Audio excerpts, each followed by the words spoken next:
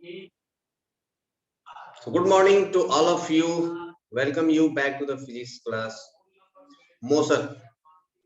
और इस चैप्टर में हम लोगों ने लास्ट क्लास में पढ़ लिया था, एक बार क्विक रिवीजन कर लेते हैं। लास्ट क्लास में हम लोगों ने ग्राफ को स्टार्ट किया था। ग्राफ का पहला लेक्चर था लास्ट क्लास, जिसमें हम लोगों ने ग्राफ में क्या क्या पढ़ना होता है उसके बारे में मैंने आपको बताया था कि ग्राफ को सबसे पहले आपको तो शेप एनालाइज करना चाहिए कि उसका शेप क्या है। शेप से मेरा मतलब है कि से वो लीनियर है। लीनियर मतलब स्ट्रेट लाइन।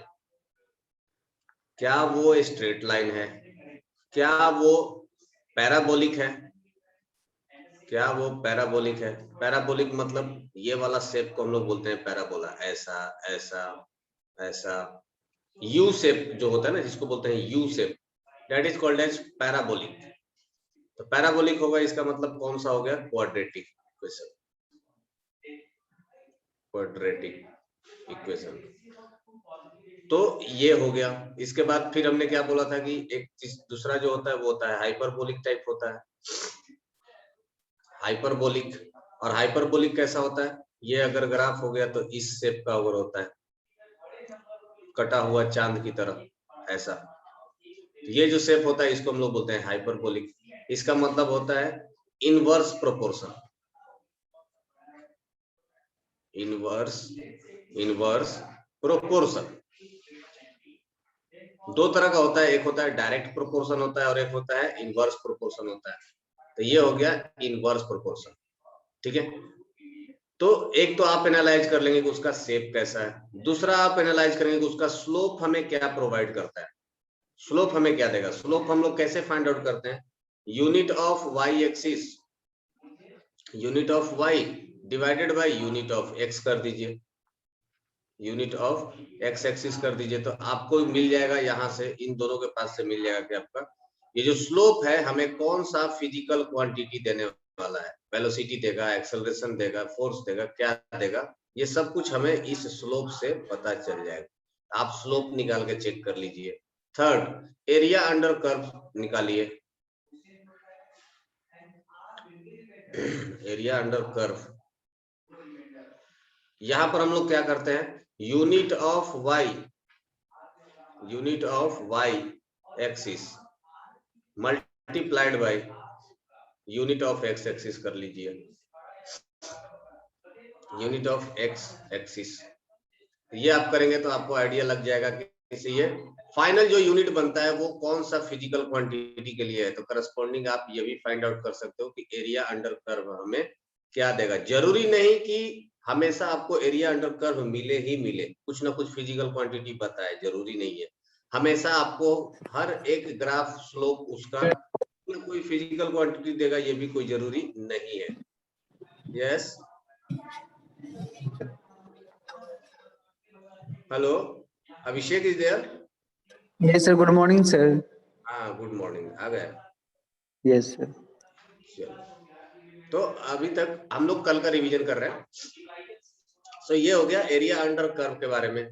इसके बाद टाइप ऑफ ग्राफ जो हम लोगों को पढ़ना है, टाइप ऑफ ग्राफ ये हम लोगों ने डिस्कस किया था कि हमें कौन कौन से ग्राफ पढ़ने हैं। तो ग्राफ में सबसे इंपॉर्टेंट जो हमें तीन चीज जो पढ़ना है वो है displacement versus time graph, velocity versus time graph and acceleration versus time graph. ये तीन ग्राफ हमारे लिए बहुत ही इंपॉर्टेंट है। लास्ट क्लास में हम लोगों ने डिस्प्लेसमेंट वर्सेस टाइम ग्राफ शायद कर लिया था, ठीक है। उसके एक दो एग्जांपल किए थे, आज और उसके आगे एग्जांपल करेंगे।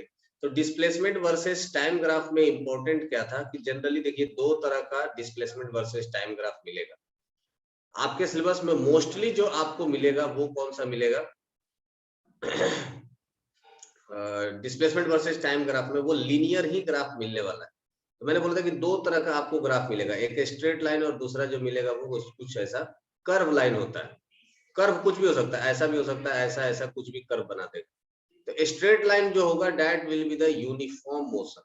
ये हमें क्या देता है? यूनिफॉर्म मोशन के बारे में बताता है, या बोल सकते हो कि कांस्टेंट वेलोसिटी के बारे में बताएगा, या एक्सेलरेशन जीरो होगा। ये चीज हम लोगों ने डिस्कस किया था। This is displacement, this is time. और ये जो मोशन है this will B non uniform. तो नॉन यूनिफॉर्म अभी आपको पढ़ना नहीं है और ज्यादा इसके बारे में जानना भी अभी जरूरी नहीं है। ये सब कुछ आप लोग पढ़ेंगे क्लास 11th में नॉन यूनिफॉर्म मोशन के बारे में। सो अभी के डेट में क्लास 9th के लिए ये हमारे लिए इम्पोर्टेंट है। यहीं से question various kind of questions पूछे जा सकते हैं या पूछे जाते हैं। तो लास्ट क्लास में हम लोगों ने एक एग्जांपल किया भी था इसके बेसिस पर, ठीक है।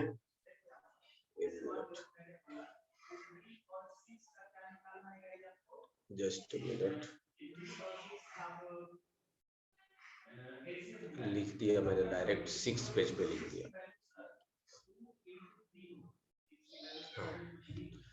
तो लास्ट क्लास में हम लोगों ने जो किया था, एक एग्जांपल किया था कुछ इस तरह का कि हमें दिया गया था एक ग्राफ, और इस ग्राफ में हमें दो तरह का वेलोसिटी, मतलब ऐसा आपको दो ग्राफ दिया गया था, एक ऐसा था, दूसरा कुछ ऐसा था, और फिर बोला कि ये कार ए है और ये है कार बी, और बताइए इन दोनों में से किसका वेलोसिटी ज्यादा होगा, जबकि ये रिप्रेजेंट करता है डिस्प्लेसमेंट और ये रिप्रेजेंट करता है टाइम।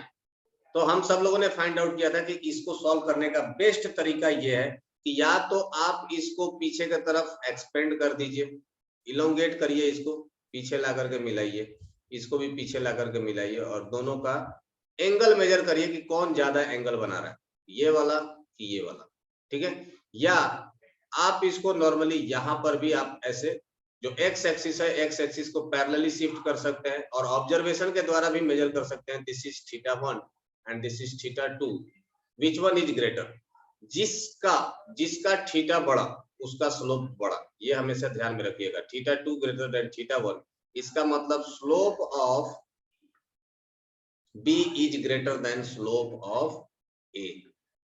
तो जिसका एंगल बड़ा उसका स्लोप भी बड़ा, और चूंकि डिस्प्लेसमेंट वर्सेस टाइम ग्राफ का स्लोप हमें क्या देता है, दिस गिव्स वेलोसिटी, तो जिसका स्लोप बड़ा उसका वेलोसिटी भी बड़ा, velocity of B will be greater than velocity of A, ठीक है। तो इस तरह का क्वेश्चन पूछा जाता है, ठीक है।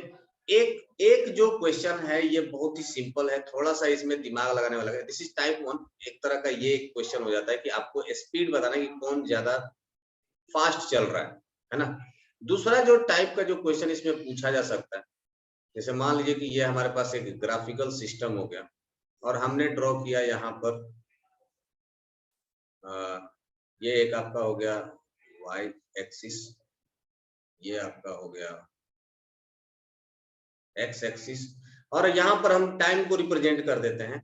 लेट्स से कि ये जो पहला जो मार्किंग होगा छोटा छोटा block, this is 2 second, this is 4 second, this is 6 second, 8, 10, 11, sorry 12, 14, ऐसा कुछ, ठीक है। और ये जो y एक्सिस है, y एक्सिस को हम लोगों ने मान लिया है, इसका एक जो होगा, let's say this is 1 block is equals to 5, 10, 15, 20, 25 and 30.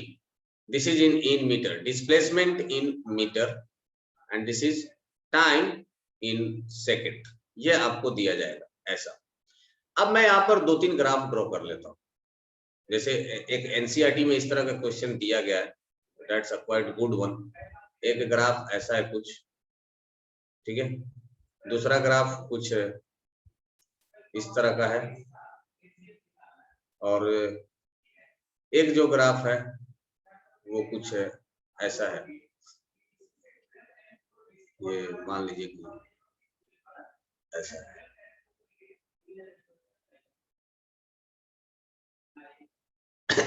ठीक है। नामकरण कर देते हैं, नामकरण में ये भाई साहब हो गए ए, ये हो गया बी, और ये हो गया सी। अब इस तरह के क्वेश्चन में क्या है, नॉर्मली आपको ये चीज मेजर किया था कि क्या आप ग्राफ के कोऑर्डिनेट्स को समझ रहे हो, क्या इनके पॉइंट्स के कोऑर्डिनेट्स को क्या आप समझ पा रहे हो एग्जैक्टली तो इसके लिए ये चीज किया जाता है, करेक्ट।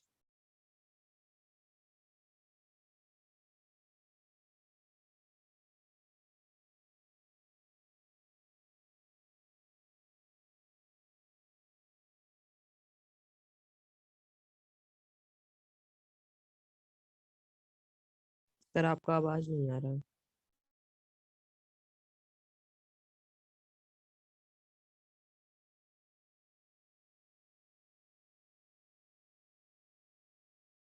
जैसे आपका अगर टाइम आता है 8 और 10 के बीच में,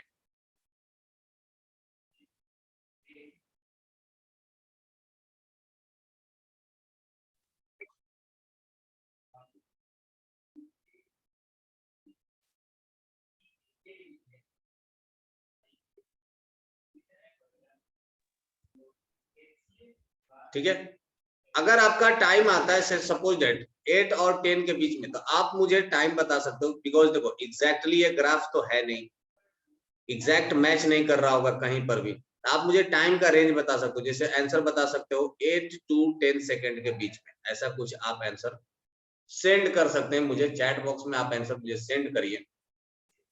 करेक्ट, पहला क्वेश्चन ये है कि time when A and B met, वो टाइम बताइए जब ए एंड बी मेट करते हैं। ठीक है, तो इसका तो शायद मैंने आंसर दे रखा है। फॉर एग्जांपल के तौर पर अगर ये मेरा ए है और ये है हमारा बी, और ये दोनों मिल कहाँ रहे हैं, देखिए ये दोनों ग्राफ जहां पर मिलेंगे, देखो दोनों कब मिलेंगे, जब दोनों का लोकेशन सेम होगा। करेक्ट, दोनों का पोजीशन सेम होगा, है ना। तो ये जिस भी पॉइंट पर मिल रहे होंगे, अगर आप यहां से अगर एक आप लाइन ड्रॉ करेंगे ऐसा हॉरिजॉन्टल लाइन, तो आपको पता चलेगा कि ये दोनों इस टाइम पर दोनों एक ही पोजीशन पर थे। करेक्ट, और वो टाइम कौन सा था, टाइम को फाइंड आउट करने के लिए आप टाइम पर एक परपेंडिकुलर लाइन ड्रॉ करिए, तो ये कहाँ आ रहा है आपको, 8 से 10 के बीच में। तो ये करेक्ट आंसर है, अनफॉर्चुनेटली मेरा करेक्ट हो गया है। नेक्स्ट क्वेश्चन ये होगा, ये आप बता दीजिए कि time when B and C will met, time when B and C will met, वो टाइम बताइए जब बी और सी मिलेंगे।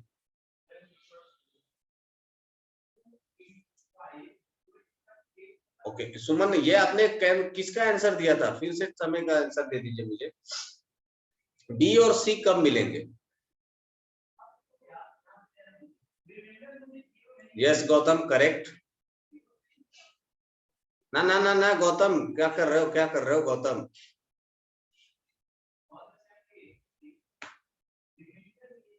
कृष्णा कह सकते हो 2 and 3, बट हाँ ठीक है। गौतम 2 and 4, हाँ ठीक है।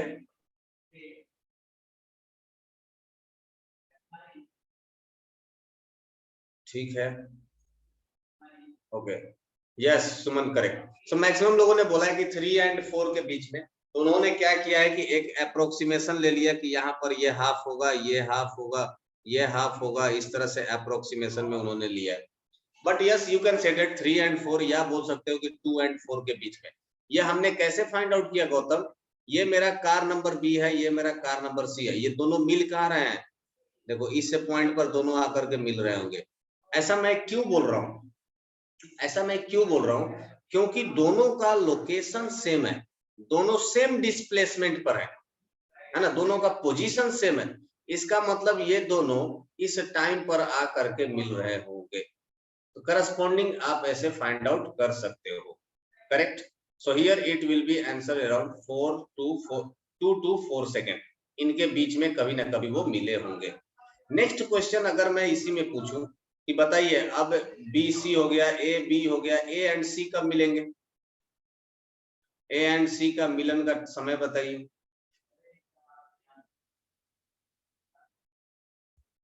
सर क्या बोले, ए एंड सी कब मिलेंगे, when they will meet. Okay okay yes good, very good very good. So सबका आंसर लगभग आ ही गया है, 4 and 6 के बीच में, 4 से 6 सेकंड के बीच में। करेक्ट, तो ये अपने को कैसे पता चल गया विपुल, ये अपने को पता चल गया कि ये मैंने ए को पकड़ा, ये मैंने सी को पकड़ा, और ये दोनों आकर के यहाँ पर मिल गए, इसका मतलब ये इसमें मिल रहे होंगे। अब देखिए एक रीडिंग और कैसे लिया जाता है, एक रीडिंग और कैसे लिया जाएगा, आपसे क्वेश्चन पूछा गया, नेक्स्ट क्वेश्चन है कि find the displacement या what will be displacement of following at t is equal to 6 second, t is equal to 6 second. पहला है a का डिस्प्लेसमेंट बताइए, सबसे पहले a का डिस्प्लेसमेंट बताइए। 6 सेकंड पर a कितना डिस्प्लेस किया होगा?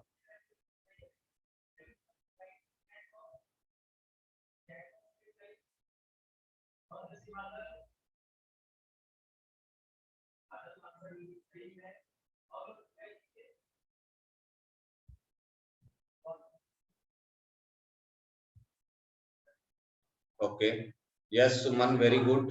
हिमांशु ठीक है, हाँ ठीक है।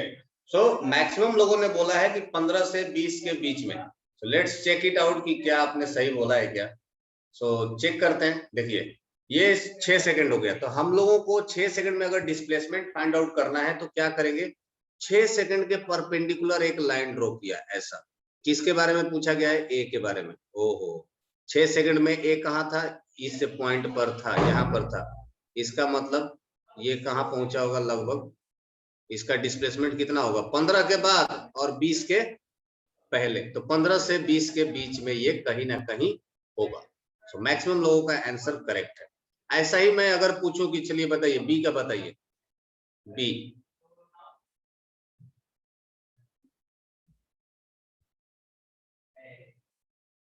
का बताइए। 6 सेकंड पे ही बी का कितना डिस्प्लेसमेंट होगा?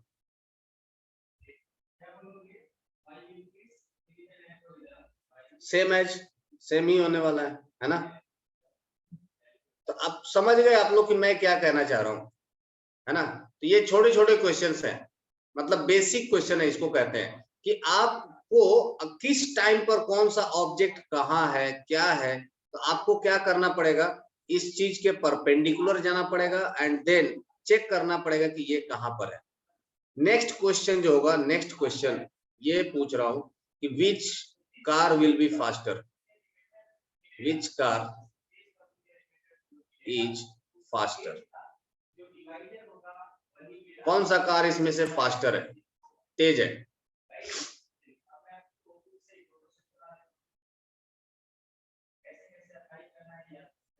Yes yes yes, good good good good, very good very good, yes. So बहुत ही आसान है। गौतम ए नहीं होगा, गौतम ए कैसे होगा? गौतम भाई आप मुझे बताइए कि अगर मैं पहले तो ए और बी के बीच में कंपेयर कर लूं, अगर मैं यहां पर एक हॉरिजॉन्टल एक्स एक्सिस ड्रॉ करता हूं और ये रहा एंगल और ये रहा एंगल, दोनों में से किसका एंगल बड़ा है?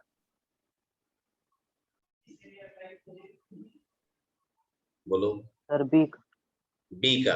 तो जिसका एंगल बड़ा उसका स्लोप बड़ा, जिसका स्लोप बड़ा उसका वेलोसिटी ज्यादा, हाँ कि ना? अब बी का तो ए से ज्यादा, ये तो कंफर्म हो गया। अब जरा बी और सी के बीच में बात करो। देखो बी और सी यहाँ पर मिल रहे हैं ना, देखो बी बड़ा कि सी बड़ा? सर सी। ऑब्वियसली आंसर क्या हो जाएगा? सी। इसका आंसर क्या होगा? सी। ठीक है, ग्राफ रीड करने आ गया आप लोगों को, ग्राफ आप लोग रीड कर सकते हो। चलिए, ग्राफ प्लॉट करने के लिए भी तो पूछा जा सकता है ना, ग्राफ प्लॉट करने के लिए ये सब्जेक्टिव, और स्कूल के एग्जाम में तो पूछा जा सकता है ना कि प्लॉट है ग्राफ। ठीक है, एनटीएससी में नहीं पूछेगा, बट आपको स्कूल के एग्जाम में तो पूछा जा सकता है ना। क्वेश्चन आपको दिया गया है, क्वेश्चन ये है कि a car moving with a speed of what 30 meter, let's say 10 meter per second, 10 meter per second starts from starts from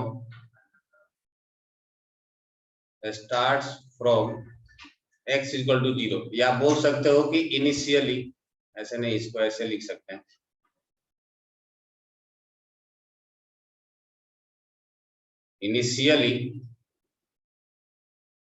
initially car was at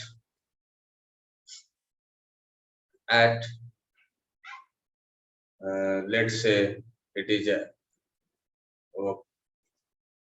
ठीक है, initially at 3 meter.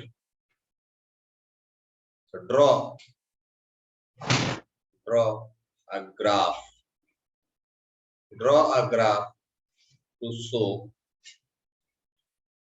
to show the motion, है ना।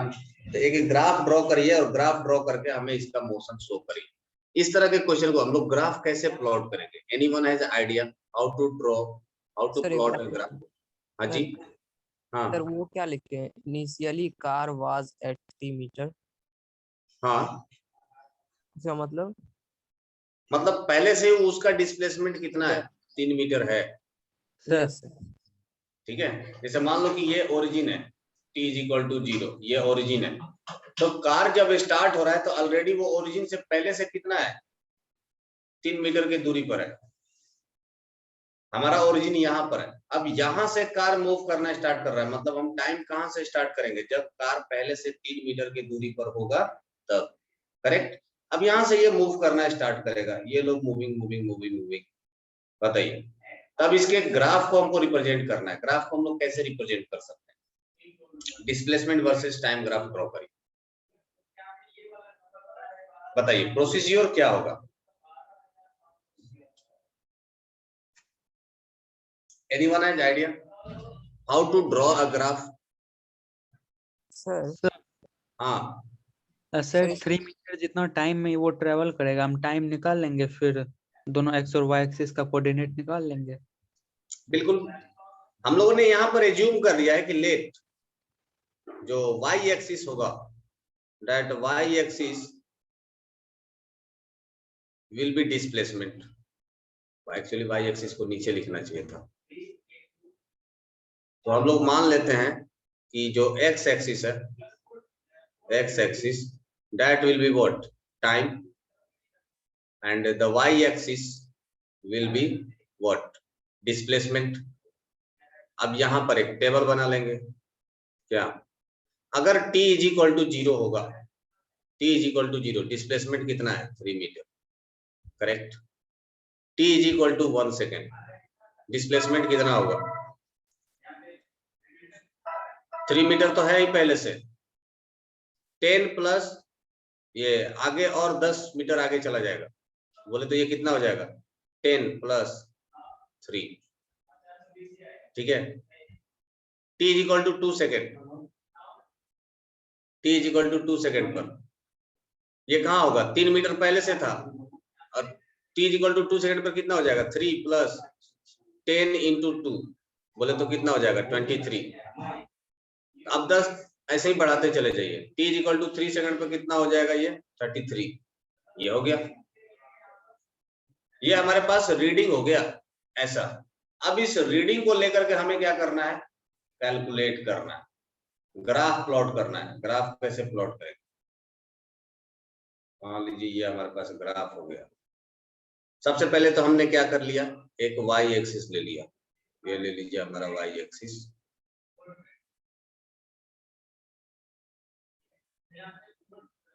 Y axis ये हमने मान लिया हमारा x axis, ठीक है। सो ऑब्वियसली हम लोग एक ब्लॉक को मानेंगे। यहाँ पर क्या मानेंगे? ये हो गया 1 second, 2 second, 3 second, 4 second, 5 second, ऐसा ये चलते जाए, ठीक है। यहाँ पर जब हम लोग को डिस्टेंस लेना होगा तो डिस्टेंस के लिए हम लोग क्या करेंगे? एक प्रॉपर स्केल मान लेते हैं। अगर ये 33 है, 23 है ना, यहाँ पर कितना है? 13 है, यहाँ पर है 13, और ये है 3 मीटर, तो हम लोग एक स्केल मान लेते हैं लगभग 3-3 मीटर का, तो ये 11 बार में होगा। और कुछ ज्यादा मान सकते हैं क्या? 5 6 6 में आएगा 6 दूनी का 12 18 30। मैंने अपने हिसाब से कोई एक स्केल मान लेते हैं यार, जो अपने को अच्छा लगे। ये अपने ऊपर मर्जी करता है कि हम लोग कितना स्केल मानते हैं, उस हिसाब से लीजिए। क्या 11 ले सकते क्या? 1 2 3 4 5 6 7 8 9 10 को पूर रहा है। सो 3 तो नहीं ले पाएंगे, 6 ले लेते हैं।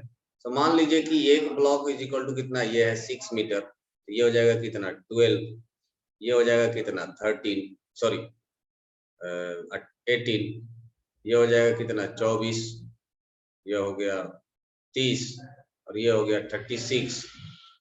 अब इसी रेंज में हमारा सारा काम हो जाना है। t इज इक्वल टू 0 पर, अब एक तो इसका आधा पर रहेगा। अब हम लोग ग्राफ प्लॉट करते हैं। t इज इक्वल टू 0 पर भाई साहब कहाँ थे? ये थे 3 मीटर पर, तो ये मैंने मार्क किया 3 मीटर, ठीक है। ये हो गया 1 सेकेंड, ये हो गया 2 सेकेंड, ये हो गया 3 सेकेंड, ये हो गया 4 second, 5 second, 6 second something. t is equal to 1 second पे कहाँ पहुंच गया था वो? यहाँ से 10 मीटर और आगे बढ़ चुका था, मतलब 13 पे पहुंचा था। 12 प्लस 13 कहीं यहाँ पर होगा, समथिंग अराउंड, है ना। t is equal to 2 second पे कहाँ था वो? 23 पर था, मतलब 24 से 1 कम, कहीं यहाँ पर रहा होगा, ऐसा कुछ, ठीक है। 3 पर कहाँ था वो? 33 पर था, तो मतलब इसका और इसके बीच का कहीं डिस्टेंस यहाँ पर रहा होगा, ये ऐसा हो गया। Now I have to plot this graph. Graph कैसे प्लॉट करेंगे? यहाँ से स्टार्ट करेंगे और इन सारे लाइंस को ज्वाइन कर देंगे। अरे वाह, क्या ग्राफ प्लॉट हुआ है! रफली हमने एकदम एग्जैक्ट ग्राफ प्लॉट कर दिया है। नहीं तो एक्चुअल में क्या होता है, कभी कभी हो जाता है कि मेजरमेंट लेने में कोई पॉइंट इधर आ जाता है, कोई पॉइंट इधर लाइक करने लगता है। तो अगर इस तरह का ग्राफ आपको स्कूल में मिल गया प्लॉट करने के लिए, मान लीजिए कि स्कूल में आपको ग्राफ पेपर दे दिया जाएगा, बोला जाएगा कि प्लॉट करके दिखाओ, तो उस केस में अगर मान लो कि 1-2 पॉइंट नहीं भी मैच करता है, मेरा मकसद यही था कि अगर 1-2 पॉइंट नहीं भी मैच करता है तो हम लोग क्या करते हैं, ट्राई टू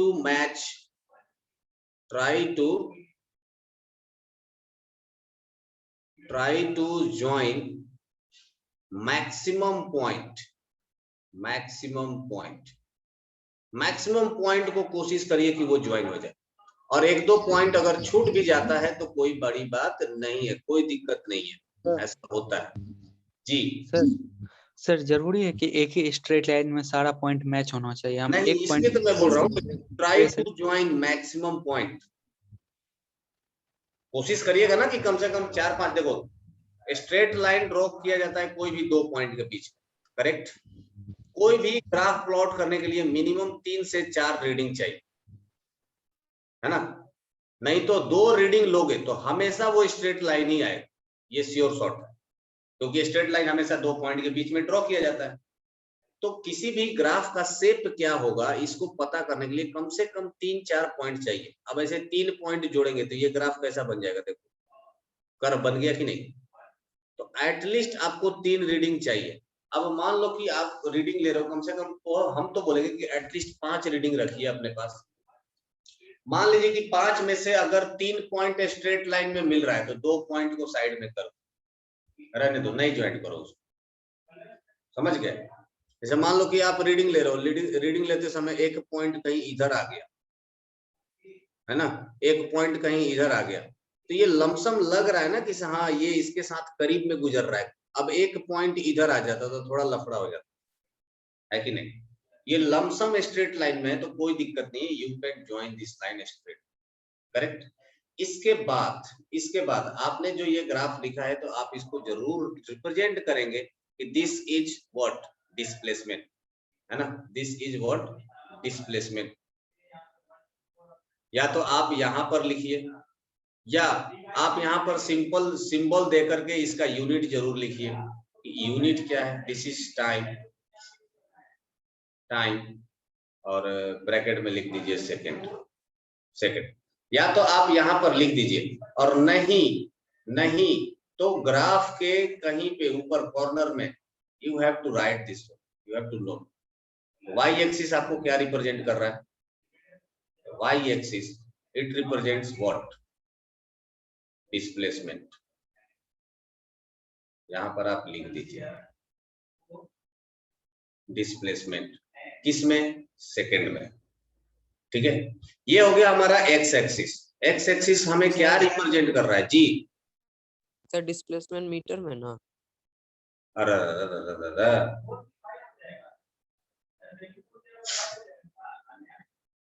मीटर। टाइम ये हमें किस में रिप्रेजेंट कर रहा है? सेकंड। ये हो गया, हमने लिख दिया। अगर आपने कोई स्केल मेजर किया है, स्केल, तो यहाँ पर आपको स्केल भी लिखना चाहिए। आप लिखेंगे यहाँ पर स्केल, आपने स्केल कितना लिया है।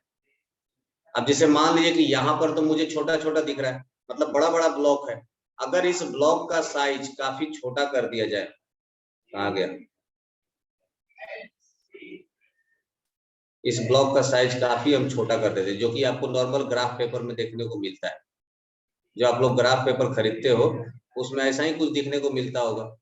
तो अगर हम लोग काफी छोटा कर देंगे तो देख लीजिए, इसका मतलब क्या हो जाएगा कि एटलीस्ट कितना, 1 2 टू ब्लॉक के इज इक्वल टू कितना है मेरा? 1 सेकेंड। और ग्राफ अगर आपने बड़ा रखा है, मतलब जैसा आप ब्लॉक काउंट कर लीजिए कि आपका काउंटिंग कितने पे आ रहा है।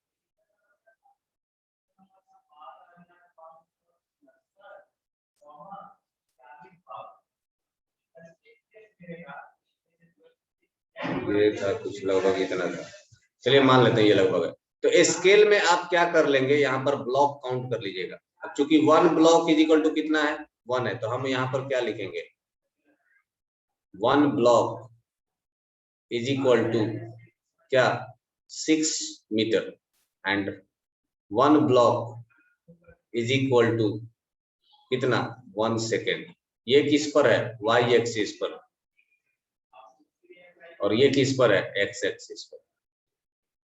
ठीक है, तो इतना चीजें आपको ग्राफ के बारे में बताना पड़ता है। आपको लिखना पड़ता है कि वाई एक्सिस पर क्या लिखा है, एक्स एक्सिस पर क्या लिखा है। अगर आपने यहीं पर रिप्रेजेंट किया तो फिर ये लिखने की जरूरत नहीं है। अब अगर ये नहीं लिखोगे तो एटलीस्ट स्केल आपको बताना जरूरी है। जब भी आप कोई ग्राफ प्लॉट करिएगा स्कूल में, एग्जाम में, या आने वाले किसी भी बोर्ड के एग्जाम में, you must have to mention what is your scale. आपका स्केल क्या है? अब इसे मान लीजिए कि यहाँ तक 1 सेकेंड के बीच में यहाँ पर 10 ब्लॉक होता है छोटा छोटा, 1 2 3 4 5 6 7 8। तो यहाँ पर आप लिखेंगे 1 small block, sorry 10 small block, 10 small block is equal to 6 metre. तो ये आपको मेंशन करना पड़ेगा कि अगर ये छोटे छोटे 10 ब्लॉक हैं तो 10 ब्लॉक के बराबर हमने कितना माना है? 1 सेकेंड माना है। क्या ये सबको क्लियर है? ग्राफ आपको ऐसे प्लॉट करके शो करना पड़ेगा। और ये आप ग्राफ किससे प्लॉट करेंगे? पेंसिल से। पेंसिल से इसलिए ग्राफ प्लॉट करिएगा ताकि कुछ गड़बड़ हो तो मिटा करके फिर से बना दिया जाए। ठीक है, ये सब कुछ पूरा graph you have to plot by pencil, correct? तो ऐसे हम लोग ग्राफ प्लॉट करते हैं, और ऊपर जो मैंने बताया ऐसे हम लोग ग्राफ को रीड करते हैं। तो ग्राफ को प्लॉट करना that is different one, graph को रीड करना दैट इज डिफरेंट वन। चलिए नेक्स्ट जो है वो है, क्या होगा अगर डिस्प्लेसमेंट की जगह अगर मैंने कहा कि distance versus time graph, distance versus time graph.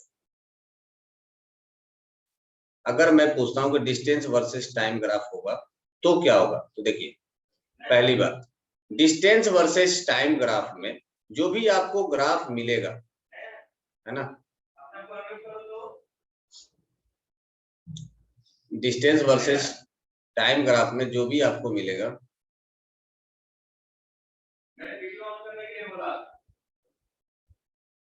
ये कुछ ऐसा है। ये मैंने बना दिया डिस्टेंस टाइम ग्राफ, ये ऐसा भी हो सकता है। लेकिन अगर मैं बोलूं कि ये डिस्टेंस टाइम ग्राफ ऐसा है, ऐसा कुछ मैं डिस्टेंस टाइम ग्राफ बनाता हूं।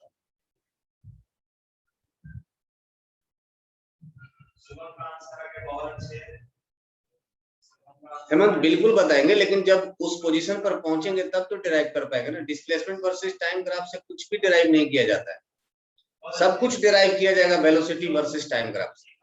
तो एक बार वहां तक आने तो दीजिए, इतना पैनिक क्यों हो रहे हो? सर डिस्टेंस नीचे क्यों जा रहा है? हाँ वही तो बताने मेरा मकसद है ना, वो तो मैंने जानबूझ के लेके गया। ठीक है, तो ये मेरा डिस्टेंस वर्सेस टाइम ग्राफ है। मान लीजिए कि हमसे कहा गया डिस्टेंस वर्सेस टाइम ग्राफ, और आपका टाइम के हिसाब से ये जो है ना, ये ऐसा निगेटिव जाने लगा। तो जैसे ही ये निगेटिव जाता है, ये गलत है। ये क्या है?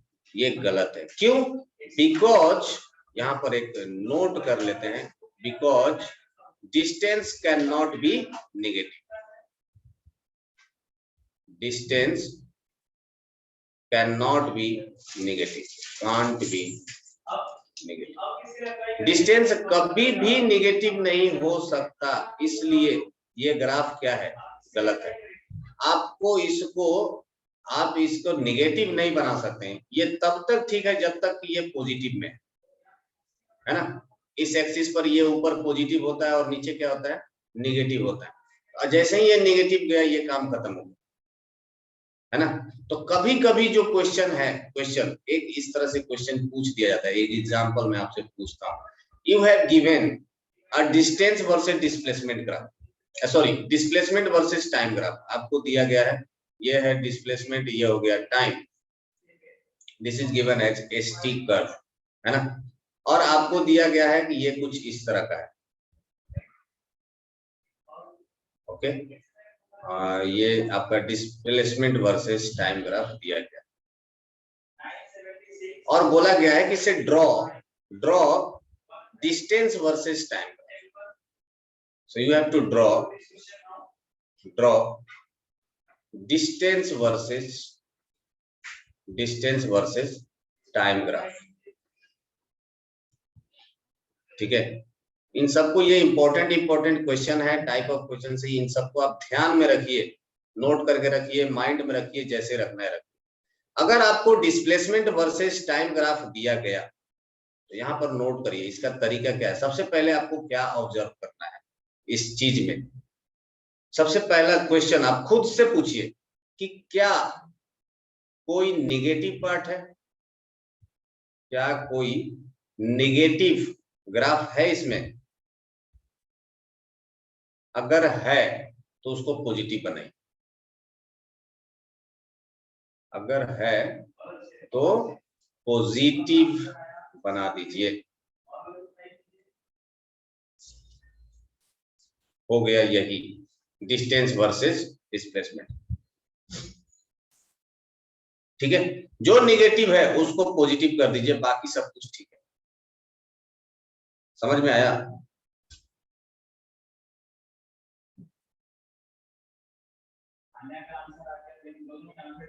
समझे क्या? तो इस चीज को हम लोग पॉजिटिव कैसे बनाएंगे? इसका आप मिरर इमेज ले लीजिए। मिरर इमेज कैसा बनेगा?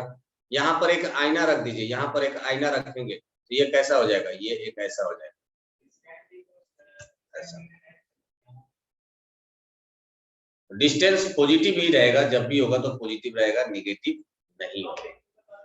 ठीक है, ऐसा पूछा। तो ये होता है डिस्टेंस वर्सेस टाइम ग्राफ। और इसका जो स्लोप होगा, ये हमें, इसका स्लोप हमें क्या प्रोवाइड करेगा? Slope will give speed. ठीक है, और इसका एरिया अंडर कर्व तो कुछ देता ही नहीं है, तो यहाँ पर आपको एक ही चीज मिलेगा, स्पीड। तो that's all for displacement versus time graph. सबसे ज्यादा जो क्वेश्चन बनता है या क्वेश्चन थोड़ा सा अच्छा तरह से बनाया जा सकता है वो है वेलोसिटी टाइम ग्राफ, क्योंकि यहाँ पर एरिया अंडर कर्व भी काम में आता है और आपका स्लोप भी काम में आ जाता है। तो इसलिए वैरायटी ऑफ जो क्वेश्चन बनता है वो बनता है हमारा वेलोसिटी वर्सेस टाइम ग्राफ से। सो यहाँ पर मैं आपको एक नया हेडिंग दे देते हैं हम लोग, velocity versus time graph. Sir हाँ, इससे पीछे वाले पेज पे चलिए ना। ग्राफ, एक मिनट।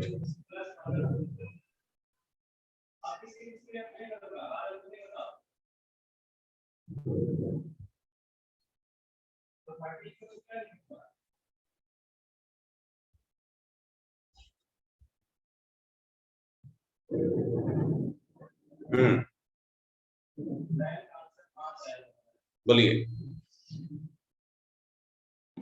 सर वहाँ जो डिस्टेंस यहाँ पे वो फिर नीचे कैसे आ रहा है? हमेशा डिस्टेंस ऊपर ही ना जाता रहेगा। कहाँ पर? इधर इधर वाले में से। ये वाला पॉइंट क्या बोल रहे हो ना? ये वाला पॉइंट नो डिस्टेंस सर इसमें नहीं सर, इसमें हाँ वही वाला। डिस्टेंस घट क्यों रहा है, ये बात कर रहे हो? Yes sir. हाँ, डिस्टेंस घटना तो नहीं चाहिए, डिस्टेंस मतलब घटना कि नहीं चाहिए, डिस्टेंस ऑलवेज पॉजिटिव होना चाहिए। मतलब वही ना सर, एक बार बढ़ गया तो वो बढ़ते रहना चाहिए। तो फिर आप नीचे कैसे ड्रॉ कर दिए? तो इस चीज को आप करेक्ट कर सकते हो ना। इस रीजन में इसने कितना डिस्प्लेसमेंट कवर किया होगा? लेट्स सपोज दैट यहां से जो भी होगा, तो यहां पर इसका मिरर इमेज बनाइए, ऐसा यहां पर इसका मिरर इमेज बनाइए और इस चीज को ऐसा कर दीजिए, ये हो गया डिस्टेंस। वही समझना था सर, समझ गए। ठीक है, तो आपको क्या करना है, उसको मिरर इमेज ले लेना हर एक चीज को। चलिए अब हम लोग आते हैं velocity versus time graph. Velocity versus time graph में नॉर्मली जो हम लोग वाई एक्सिस पर वेलोसिटी को ड्रॉ करेंगे और एक्स एक्सिस पर टाइम को ग्राफ प्लॉट करेंगे। ठीक है, तो एक बार पहले हम लोग कर लेते हैं कि एनालिसिस कैसे होगा वेलोसिटी वर्सेस टाइम ग्राफ का, कौन सा ऑब्जेक्ट क्या क्या देने वाला है, कैसे ऑब्जेक्ट पता चलेगा, ग्राफ का शेप हमें क्या बताएगा, इस तरह की चीजें। ठीक है, तो चलिए बात करते हैं। अगर आपका ग्राफ कुछ ऐसा है, मैं दो तरह का ग्राफ यहाँ पे प्लॉट करता हूँ। पहला चीज मैंने बताया, ग्राफ में सबसे पहले क्या देखेंगे कि इसका शेप क्या है। तो दो तरह का हमने ग्राफ बनाया, ये बनाया ऐसा, दिस इज वेलोसिटी और ये किस में होगा, मीटर पर second, and this is time, ये किस में होगा, सेकेंड। अगर ये ग्राफ स्ट्रेट लाइन है, इसका मतलब क्या होगा, यूनिफॉर्म एक्सेलरेशन।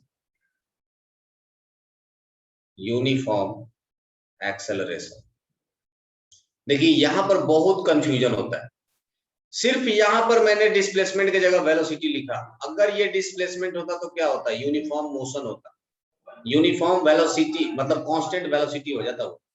लेकिन अगर ये वेलोसिटी वर्सेस टाइम ग्राफ है तो ये क्या हो जाएगा, यूनिफॉर्म एक्सेलरेशन।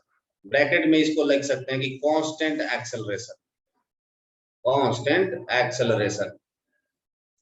लेकिन जैसे ही अगर ये कोई कर्व हो गया तो ये क्या हो जाएगा, नॉन यूनिफॉर्म एक्सेलरेशन।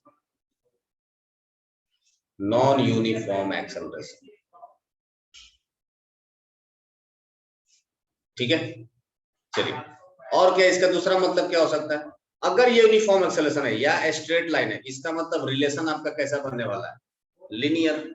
मतलब this velocity will be directly proportional to what, T. Velocity will be directly proportional to T, correct, linear graph है। और जैसे ही ये अगर कर्व बन गया, इसका मतलब क्या हो गया, velocity is directly proportional to what, T square, या कोई भी power, T raise to power मैं यहाँ पर n कर देता हूँ, T raise to power n where n greater than 1 छोड़ करके ये बड़ा ही होगा ये n का वैल्यू। तो उस केस में ये क्या बन गया, नॉन यूनिफॉर्म। बोलिए सर, इसको पैराबोलिक कर सकते हैं नीचे वाले को? ना, ये तो ऐसे ही है, नॉर्मल कोई कर्व भी है। पैराबोलिक यू शेप का होता है, हमेशा ध्यान रखिए। पैराबोला कैसा होगा, यू शेप का होगा, ये हमेशा ध्यान रखिए, यू शेप, दैट्स इट। क्या ये यू शेप है, दिख रहा है आपको? आप सर, आधा पार्ट को कैंसिल भी कर दीजिए, इसको भी पैराबोला ही बोलेंगे, इतना भी रहा तो भी ये पैराबोला रहेगा। आपको लगना चाहिए कि ये यू शेप है, समझ गए? आधा पार्ट भी चलेगा। ये बात क्लियर हो गया? अगर ये कोई भी कर्व हो गया, स्ट्रेट लाइन छोड़ करके कोई भी कर्व हो गया, तो वेलोसिटी आपका क्या होगा? डायरेक्टली प्रोपोर्शन टू टी का स्क्वायर हो सकता है, टी का क्यूब हो सकता है, टी के 4 हो सकता है, टी के पावर 5 हो सकता है, कुछ भी हो सकता है। आपको याद होगा कि velocity directly proportion to T होगा, जैसे v is equal to U plus A T. यहाँ पर क्या है, वेलोसिटी और टाइम के बीच में रिलेशन क्या है? 1:1। लेकिन जैसे ही वेलोसिटी इज इक्वल टू, जैसे मान लो कि 2t square plus 3t plus 2 ऐसा कुछ लिखा, तो इसको हम लोग क्या करते थे? इसको हम लोग क्या बोलते थे? This is non uniform acceleration इसको बोलते थे कि नहीं? Yes sir. आप इसको डिफरेंशिएट करिए, dv बाई dt, आपको क्या मिल जाएगा? dv by dt is equal to acceleration कितना होगा? 4t plus 3। मतलब एक्सेलरेशन आपका टाइम के साथ बदल रहा है, कांस्टेंट नहीं है वो, समझे कि नहीं? एक्सेलरेशन आपका टाइम के साथ बदल रहा है, दैट इज नॉट कांस्टेंट। तो इसको हम लोग क्या बोलेंगे? This will be called as non uniform acceleration. इसको हम लोग क्या बोलेंगे? Uniform acceleration. हमें क्या पढ़ना है? हमें पढ़ना है ये, हमें पढ़ना है सिर्फ यूनिफॉर्म एक्सेलरेशन। हमें ये वाला चीज अभी नहीं पढ़ना है। So we will focus on uniform acceleration. So यहां से हमेशा ध्यान रखिए कि स्ट्रेट लाइन जब भी होगा, कम से कम क्वेश्चन में इतना तो पूछ ही सकता है ना कि सही ये बताओ ये यूनिफॉर्म एक्सेलरेशन है कि नॉन यूनिफॉर्म एक्सेलरेशन है, इतना जानने का हक है। हाँ, इसके आगे नहीं पूछेंगे कि नॉन यूनिफॉर्म एक्सेलरेशन में क्या क्या होता है, पर इतना तो पूछ ही सकते हैं कि एक question velocity versus time graph का दे दें, उसमें 2 ग्राफ प्लॉट कर दें और फिर आपसे पूछें कि बताइए ग्राफ 1 है, ग्राफ 2 है, which one of the 2 graph is non uniform acceleration, या graph 2 represent option uniform acceleration, non uniform acceleration, uniform motion and non uniform motion. Confuse हो जाइएगा वहां पर। हमेशा ध्यान रखिएगा कि यहाँ पर वेलोसिटी है कि डिस्प्लेसमेंट, ठीक है? क्वेश्चन करेंगे अपन लोग लास्ट में चैप्टर खत्म होने के बाद, तो आपको देखेंगे उस समय। अभी तो बता रहे हैं तो ध्यान में रहता है, बाद में फिर कंफ्यूजन हो जाता है। तो इस चीज को आप हमेशा ध्यान रखिए, ये सब कुछ हमें वेलोसिटी स्लोप से पता चल जाता है। इसका slope velocity versus time graph क्या देता है? हमें एक्सेलरेशन देता है, तो हम लोग यहाँ पर एक्सेलरेशन की बात करते हैं, ठीक है? स्लोप ऑफ डिस्प्लेसमेंट वर्सेस का डिस्प्लेसमेंट वर्सेस टाइम ग्राफ क्या देता था? वेलोसिटी देता था, तो हम लोग यूनिफॉर्म वेलोसिटी और नॉन यूनिफॉर्म वेलोसिटी की बात करते थे। तो ये सब कुछ डिपेंड करता है किसके ऊपर? स्लोप के ऊपर, करेक्ट? शेप के ऊपर। तो पहला चीज जो हमने ऑब्जर्व किया इसमें कि ये शेप इसका हम लोगों ने ऑब्जर्व किया। दूसरा, slope of VT curve, slope of VT curve,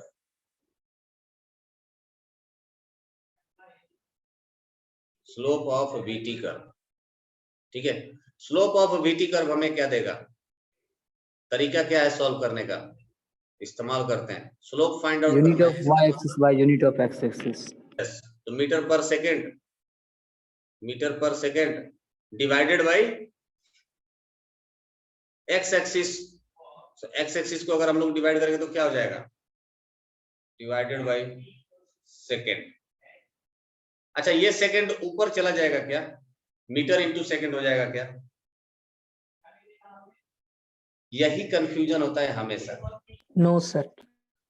यही कंफ्यूजन होता है। देखो, इस चीज को कंफ्यूजन को दूर करने, मुझे भी बहुत कंफ्यूजन होता था, इसको दूर करने का सिंपल सा तरीका है। क्या है? हमसे क्या बोला गया? मीटर पर second divided by what? Second.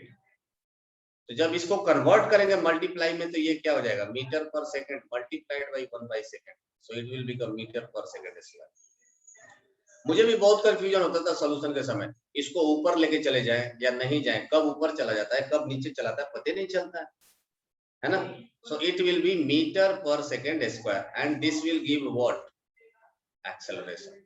So slope of VT curve हमें क्या देता है? ये हमें देता है गिव एक्सेलरेशन,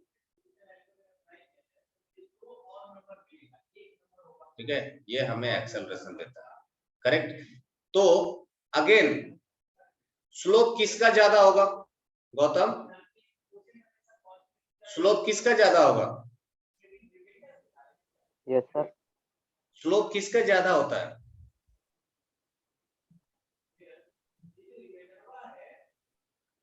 अरे बताओ, अभी तो बताया था थोड़ी देर पहले। अभी थोड़ा देर पहले हम लोगों ने कुछ बात किया था क्या स्लोप को लेकर के? Yes sir. क्या बताए थे? Sir y axis divided by x. उसके पहले एंगल को लेकर के कुछ बताया था क्या? सर जिसका स्लोप जो ज्यादा एंगल बनाता है उसका स्लोप ज्यादा। फिर से बताओ, फिर सर से। जिसका एंगल ज्यादा होता है वो उसका हाँ, स्लोप ज्यादा। Very good. जिसका एंगल ज्यादा बनाएगा एक्स एक्सिस के साथ उसका स्लोप भी ज्यादा बनाएगा। तो अगर मैं आपसे पूछूं कुछ इस तरह का क्वेश्चन फिर से कि बताइए, हमारे पास एक दिया गया है वेलोसिटी वर्सेस टाइम ग्राफ, और वेलोसिटी वर्सेस टाइम ग्राफ में ये 3 गाड़ियां हैं, बताओ। ये हो गया ए बी सी, किसका एक्सेलरेशन ज्यादा है? किसका एक्सेलरेशन सबसे ज्यादा है, किसका एक्सेलरेशन सबसे कम है? बिल्कुल सी का सबसे मैक्सिमम है। कैसे पता किया? इसको पता कर लिया, यहां से एक हॉरिजॉन्टल लाइन ड्रॉ किया ना, यहां से एक हॉरिजॉन्टल लाइन ड्रॉ करो, देखो कि ये हो गया θ1, ये हो गया θ2 और ये हो गया θ3।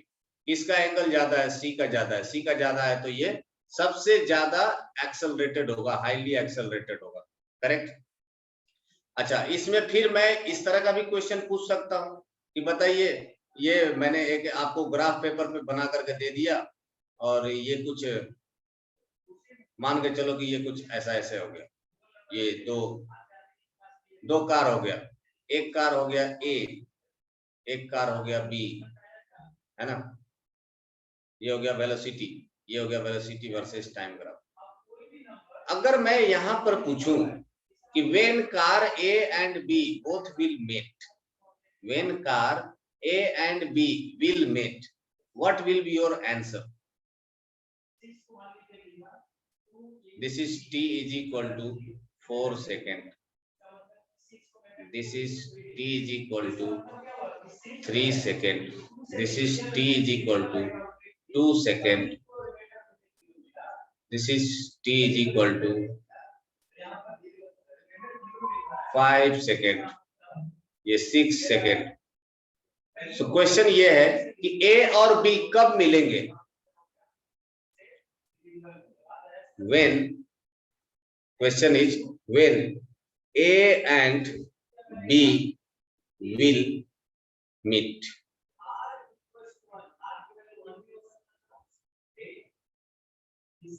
Okay, t is equal to 4 seconds. सबका आंसर गलत है। एक्चुअल में क्या है? एक्चुअल में क्या है, देखो ये यहाँ पर आपको ग्राफ मिल रहा है, गाड़ी नहीं मिल रही है। इस ग्राफ का मतलब क्या है समझने की कोशिश करिए। t is equal to 4 second पर दोनों का वेलोसिटी सेम है, क्या दोनों का पोजीशन सेम है? ये मैं कह सकता हूं क्या? बोलो, क्या दोनों का डिस्प्लेसमेंट सेम है क्या t is equal to 4 second पर?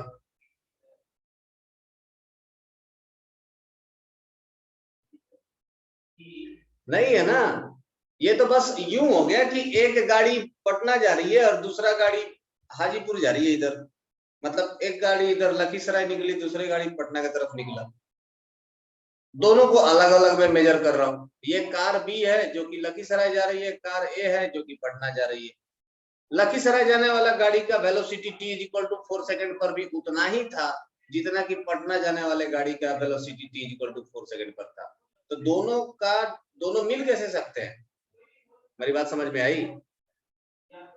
तो वेलोसिटी वर्सेस टाइम ग्राफ में ये कहना कि दोनों गाड़ी कब मिलेंगे, ये अपने आप में एक व्यर्थ क्वेश्चन है, कोई मतलब नहीं बनता। इज इट ओके और नॉट? क्या ये बात सबको समझ में आ रही है? ये यस मैं नहीं कर सकता हूँ। इसके जगह पर अगर ये क्वेश्चन पूछा जाता, क्वेश्चन कुछ ऐसा होता कि when velocity of A and B will same, तब आपका आंसर होता t is equal to 4 second. t is equal to 4 second. ये अब करेक्ट है। क्या ये बात समझ में आई?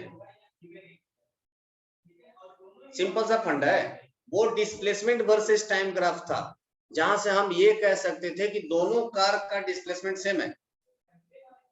एक साथ में स्टार्ट करें, दोनों कार का डिस्प्लेसमेंट सेम है, दोनों का पोजीशन सेम है। जब पोजीशन सेम होगा तो दोनों एक ही जगह पर होंगे। हेलो, लेकिन ये वेलोसिटी वर्सेस टाइम ग्राफ है, यहाँ पे थोड़ा गड़बड़ है। नहीं समझे? Yes sir. ध्यान दीजिएगा कि इसके एक्सिस पर क्या लिखा गया है। करेक्ट। अब इस दोनों में से सबसे ज्यादा फास्टर ऑब्वियसली बी चलेगा, सबसे स्लोअर कौन चलेगा? ए चलेगा। ठीक है। अच्छा, अगर ये 6 सेकंड है, 6 सेकंड है, सो नेक्स्ट क्वेश्चन ये पूछा जाएगा कि ए और बी, नेक्स्ट जो क्वेश्चन का टाइप होगा, जो कि हमारा नेक्स्ट लेक्चर का डिस्कशन भी होगा, तब तक आप सोचिए विच कार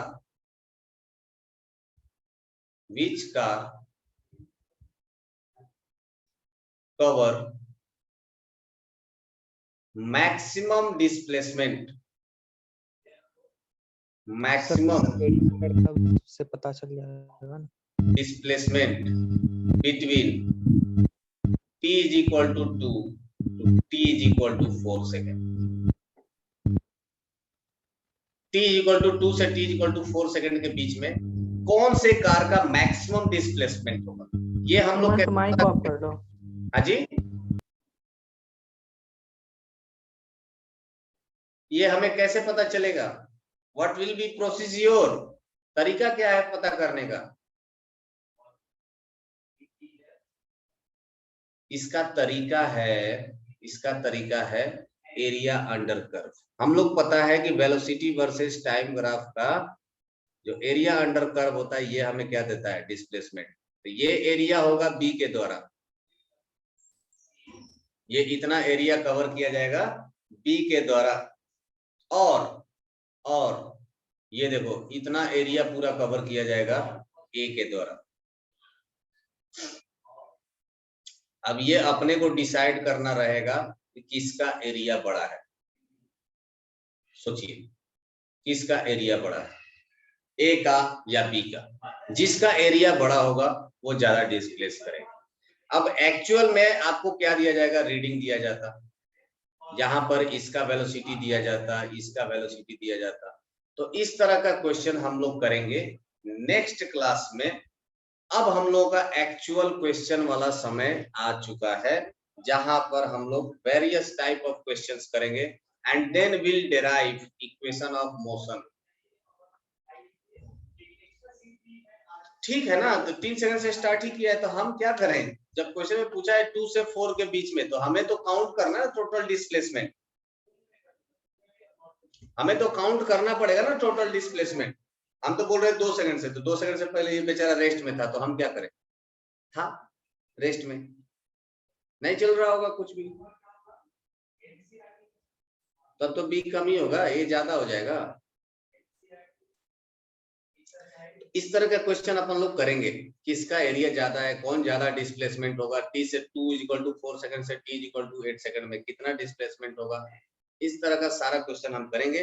या आपके पास जो क्वेश्चन मैंने सेंड किया है उसमें बहुत सारे क्वेश्चंस आपको मिलेंगे इस आधार पर, एरिया अंडर कर्व के आधार पर।